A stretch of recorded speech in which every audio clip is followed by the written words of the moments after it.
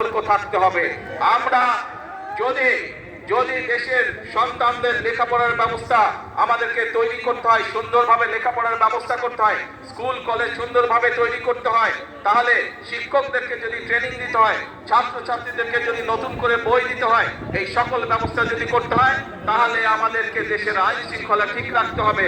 একইভাবে সতর্ক থাকতে হবে আমাদেরকে, যারা বিভ্রান্ত তৈরি করতে চায় তারা যাতে কোনো সুযোগ না পায়। কারণ বিভ্রান্তকারীরা যদি বিভ্রান্ত করার সুযোগ পায়, ক্ষতিগ্রস্ত হবে জনগণ। বিভ্রান্তকারী যারা, তারা তো নিজেদের মতন করে চলে যাবে, তারা তো জনগণের সাথে থাকবে না।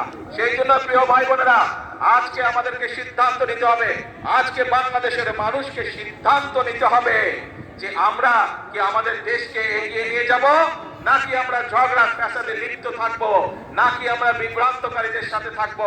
এই ব্যাপারে আমাদেরকে সিদ্ধান্ত নিতে হবে।